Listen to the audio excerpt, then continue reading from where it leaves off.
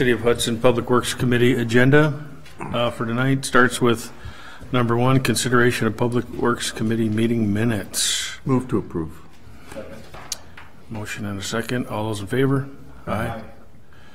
All right, item number 2, discussion and possible action on the request by Hudson Booster to extend the lease agreement for 6 St. Croix Street.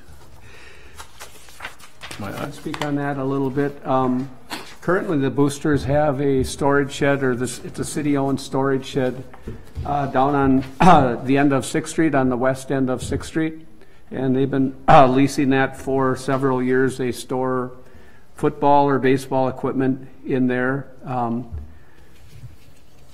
So we'd like to, they would like to extend the lease agreement for another 3-year term, but to be consistent with the storage shed adjacent to them that's leased to the rowing club. Okay. We should be consistent with the rates there, and staff recommendation would be to increase the monthly rate from $50 a month to $100 to be consistent with the other leased property. This is the Boosters, not the rowing club. Mm-hmm. Okay. Yeah, this is for the Boosters. We just did the rowing club a month ago, and we increased that from 50 to 100 also. Makes sense. You need a motion?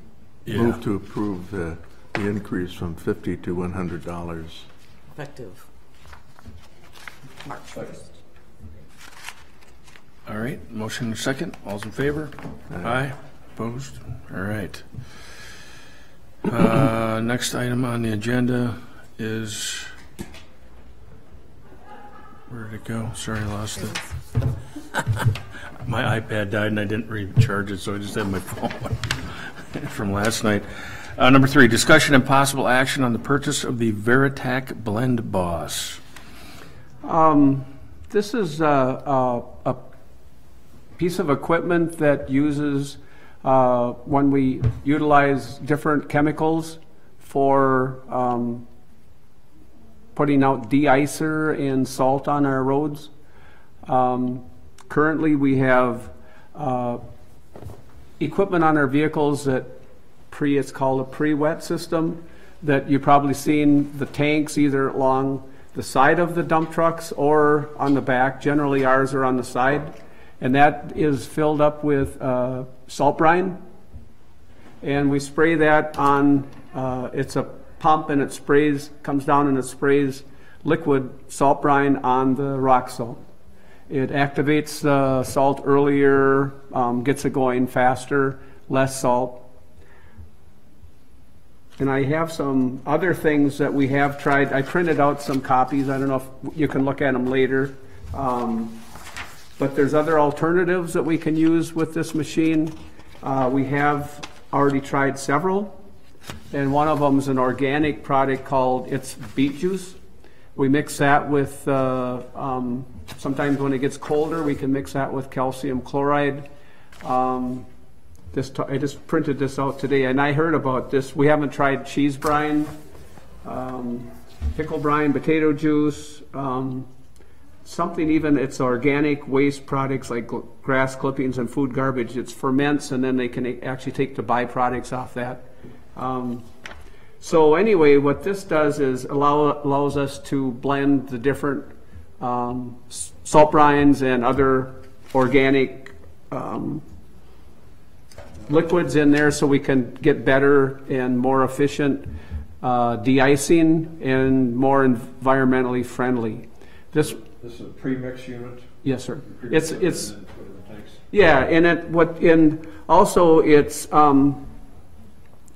we can control it and see exactly how much we're putting in each truck, and it's hooked up to a truck, and we know how much salt and de-icer and this chemical is going out of each vehicle. So we can track that, and I think something that's going to come down the road, we have to keep better records of what we're putting on the road. So this is a piece of equipment that blends the material, and it keeps track of what we're putting down. What's the capacity? Well, we have big tanks along with it, and it goes down into a certain tank. I don't know the exact size of it. I mean, Do you mix it at one central location and then fill each truck? Yes, yes. And we have, I don't know if it's printed out here, let me just read through here. It says it'll go up to 160 gallons per minute. Wow. So up at the east garage, we have a huge tank. It's 3,000 gallon tank. We fill that up with salt brine. We get that from Pierce County. And then we have another smaller one that we put calcium chloride in and beet juice in.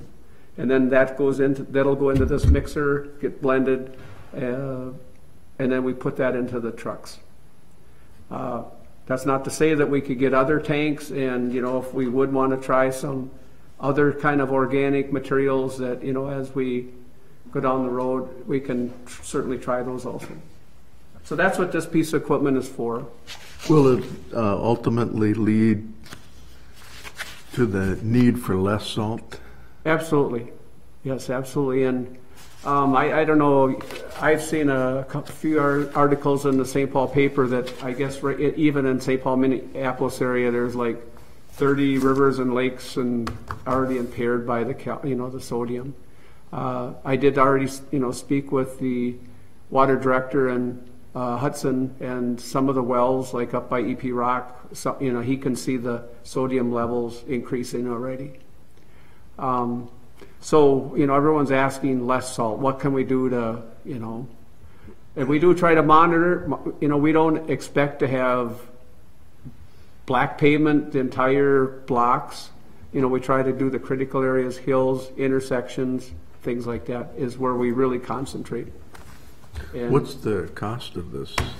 I don't have the issue. It's not showing up on. $21,990. So it is over the procurement policy. So we need to put it out for bid. There's only one vendor because of this is the only one that's compatible with our trucks and our computerized equipment on our truck. It's called Veritech Blend Boss.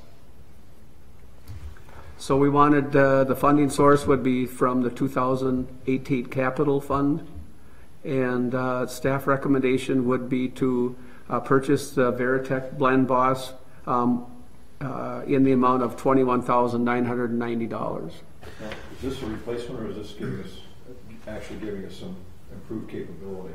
This is more the improved technology. Currently, we just have a plastic tub, a few 100-gallon tub that we mix it in. Yeah, well, it comes. We just open the different valves and mix it in a certain tank. This is more sophisticated, and we're going to be able to document percentages and what materials go in each truck. Is this going to be a MSA requirement or MS4 requirement to track what salt? Yeah, I just got the annual report, and it's asking already if we're using other alternative to salt, to rock salt, how much salt we're using per year, so yes, we're documenting and we're already tracking all that as part of the MS4 annual report. Excellent. I'll make a motion that the bid for the Blend Boss in the amount of $21,990 be approved. Second. All right, motion and a second. All in favor? Aye. All right. I'll pass around these, if you want some reading, a little bit about the alternative, if you're interested. I am interested. Project update. Just a little bit of, as everyone knows, the Walnut Street Bridge bids came in, fairly reasonable and under, within our budget. So that was good. Talked to John Parati today, and he's going to try to expedite the contracts and get those going. And it was our intention, if the contracts and everything are in order, that they could start as soon as possible, as weather permits, in March. It says, I know in the contract, that if possible to start earlier, but it's, right. The job goes from April to May. We want that done before Memorial Weekend. So Walnut Street Bridge, Thursday, March 1st, we're going to get bids, in for the Hanley Street project. Last night, we approved the purchase of a new pickup truck for the Public Works Department. March 6th, we're going to receive bids back for the single axle dump truck for 2018. Other projects that we have going on would be streetlight pole replacement along Cooley Road. That would be from Carmichael Road east. We have $50,000. I don't think we're going to get the entire way done.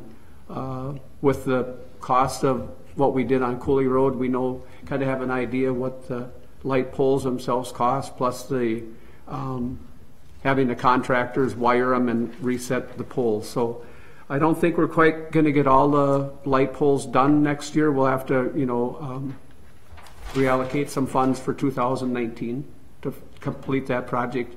Then after that, I believe all the poles have been converted to stainless steel or aluminum. Get away from that mild steel and the painted and the rust and things like that.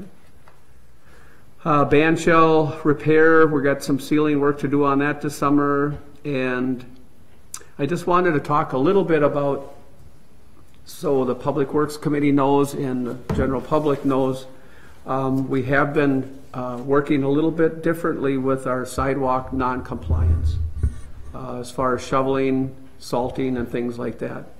We had some requests earlier on, a few months ago, and we sat down with the mayor and Marty Jensen. Tom, I think you were in that one meeting. And we said, how can we, be more efficient with this? Prior to what we're doing now, Jason Munich, the compliance officer, would go out and just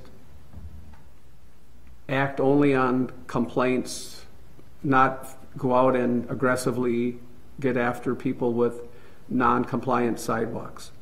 And with the concerns and issues that we received, we said, how can we make this situation better? We talked and decided to hire a part-time public works worker to go out and, after the snowfall, 24 hours, and make a list of the sidewalks that are non-compliant, and he in return brings that at the end of the day and with his list, and then we fax that into our contractor that has been plowing our parking lots. So that's the way it's been going lately. So I know he sent Deb a list today, and then that was sent to the contractor, and the contractor goes out, and if the sidewalk is done, the contractor does not do it. If it's not done, he'll do it, and then we bill him back for the services rendered. The homeowner is given notice. There's a pink door knocker, or first he goes to the door, and if someone's home, he speaks with the residents. If no one's home, he leaves a notice. It's a pink or yellow. It's very noticeable on the door. So this is what we've been doing. So if I get one of these, can I call somebody, or do I just try to shovel? We've had a case where we'll take it ambiguously, but they were unable to do it. So then what? And in fact, we had, there was that snowstorm, not the one before Saturday night. There was so much ice on there, I didn't even bother to shovel because it was so slippery. So do we kind of factor that in, or? And that's what I maybe wanted to talk about. This is our first go. I think we're making our attempt to do a better job. And maybe there's some improvements, maybe there's some suggestions moving forward. So I'd be open to anything. So what feedback have you received? Some people were upset. I know we had one gentleman speak the first time. But I've noticed he lives by my house that the sidewalk has been shoveled ever since. So the only problem is the contractor, we're getting I don't know if people have received invoices yet. We haven't got a bill from our contractor yet. We're struggling with that. We're kind of trying to get that That's been one of our problems, is I don't know if any of the people have received a bill yet. They I can't really haven't. bill out unless I know it was done, because he's been getting to some of them and they've been done, so I'm kind of waiting for that. But Do you know, some residents are saying, well, how much do you think it's going to cost? Maybe I should just let us do it. Yeah, except I think they went on part of our block in that Bobcat. I'm kind of like with that other guy. It was wider than the sidewalk, so it wasn't really a great way to take care of sidewalks. That's something I want to talk to him about. He said when we, signed the agreement that it was a 5-foot bucket, a smaller bucket than, our bucket on our skidder is 6 foot. And he said, no, we got a 5-footer that'll fit in between the sidewalks. Although a lot of grass grows over the sidewalk, so I mean, I edge my sidewalk every year. You know how the sod grows over, so that might be an issue. But I'll confirm that he's using a 5-foot wide side piece of equipment.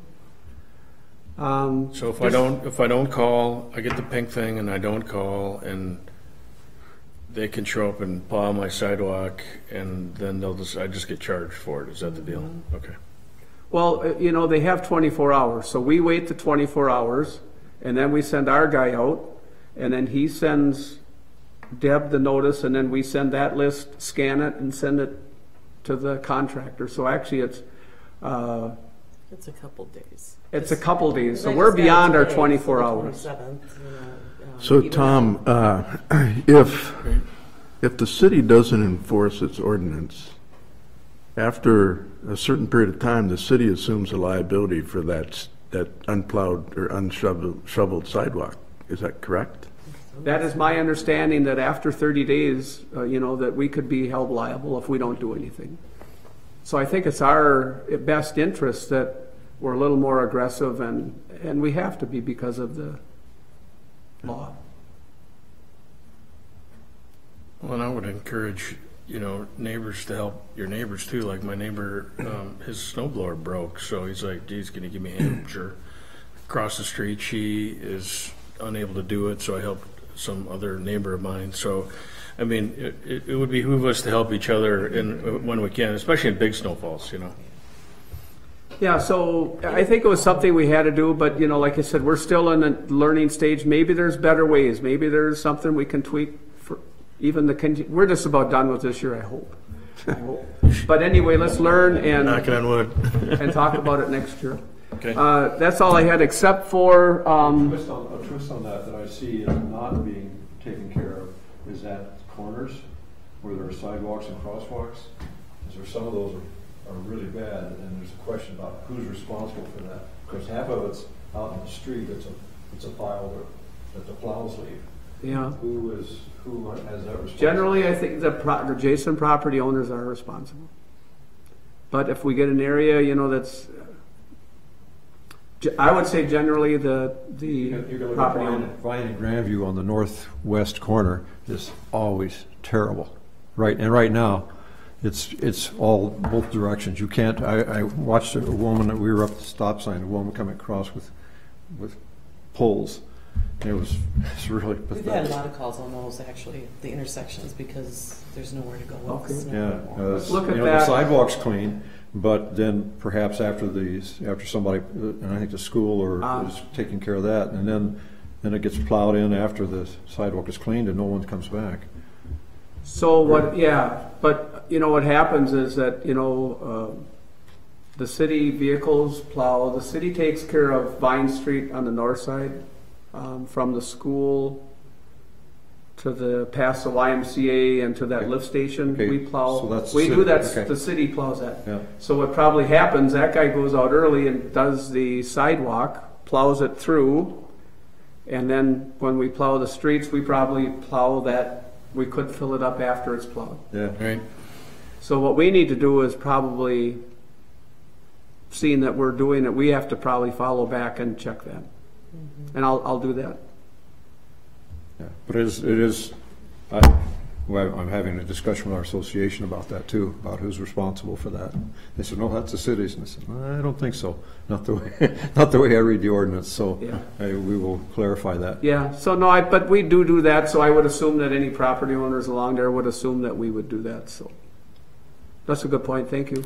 Well, the other, that guy that was here that did have an issue, he sent an email. He should just, people should call. They should call Deb or, because then they'll know that they're getting a hold of somebody and, yeah, because I could, yeah. You know, we should call them. No, they would call us. They should just pick up the phone because the one guy sent an email, I don't know who he sent it to, but no one, it didn't get responded to, so. Yeah, if he goes. So I would- Goes through the complaint thing. Yeah, I'm just, for the people at home, I'm just saying, you know, yeah, just pick up the phone because you'll get attention and people will know. And if we know that we can, you know, work with them, Right. fine, you know, I think, but, you know, once we turn that into the contractor, we don't hear anything, then it's probably gonna get done within a day. Yeah. Okay. Is there, in the, for example, in the water bill that goes out in probably November, could we put a notice in there, something that describes the snow removal responsibilities, what to do, who to call, that kind of thing? Would that be helpful? Or is it just a waste of, and can we do that easily as part of the bill, or can it be just inserted in? I think she's saying that happened this year, but Yeah, I thought that we should just do it on And I a, think it's all on the city website. And I know Devon's put some notices on there. Before we enacted this, Yep. we put it on the city website. It was a notice or something that, hey, this is gonna be happening, so, Yeah, but I don't think that many people are actually, oh, probably not. I would be But interested it to could see be if we an knew the insert in contacts, the how much it water was being utility utilized. billing next year. But I will tell you, because I went out and we were short-staffed this weekend and I run the road grader. It is so nice, and I've seen it because of the police enforcement of the parking ordinance, to go down a street and we can just look ahead and it's clear sailing. We can make so much progress when those vehicles have been, you know, are moved off the street. And I think right now we only have 16 exemptions. You know, for the whole city. And then there's some people that just absolutely don't have a spot. There's other people, when I go and look at, they'll apply, and I go and look, and they said, nah, you know, you got a garage. And I said, I can't put my, you know, vehicle in there. I got my four-wheeler or my boat in there. I said, well, you got to be consistent. So I don't give out, you know, too many, any more than I have to, but when we have an ordinance and we can enforce it, when the police go out and you get a ticket or two, those people learn and they're going to get off the street. And it just makes our whole process that much easier. So the sidewalk, I think, once the word gets out, I think it's only going to get better, just by word of mouth. Last thing I had is Mr. Malik and myself went down to Green Bay in a snowstorm last Tuesday. And we took off at about 6:45, and we drove to Green Bay, and we had lunch with the urban forestry group, and they had a big educational thing down in Green Bay. And the city of Hudson, I think you know that the city urban forestry committee received the 2017 Innovations Award for Urban Forestry for the Hudson Tree Trek project. So we were recognized as a Wisconsin state winner of the awards for. That's great. Excellent. Yeah, this is quite an honor. You know, and they had a group of people from Green Bay or something, and they had been doing a certain project for 50 years. And then someone else had done another project they talked about. We've only been Tree City USA for 8 years, but it's because of this Urban Forestry Committee and their creative ideas and their energetic work. It's probably one of the funnest committees that I'm on and been in. John, you're part of it. yep. But this year, even in 2018, we have the 4th tree trek that's going, and that's with Willow River School, St. Patrick's School, and Trinity Academy. That'll be our 4th tree trek. And it's just amazing. John and I were up at the school. There were 60 kids that, you know, they were trying to identify tree branches, and they're getting that program going. So Maybe you could bring that to the next council meeting and also have some of the people from the forestry board be there to be recognized It's a for good it. idea, and they're actually coming here to present the award to us at a council meeting. So they are. I think it's going to be on Arbor Day. Actually, they're coming up. Oh, they're gonna wait? Oh, well. I then don't know let's do that at the exactly, next meeting. Let's put it on the next meeting. Yeah, good idea. Do that. I was gonna do that, actually. Excellent. So anyway, that was fun. So that's all I have. All right, anybody else? Nope. Items for future agendas? I can't think of someone's here. All right, Move to adjourn. Second. All those in favor? Aye. We are adjourned. Thank you.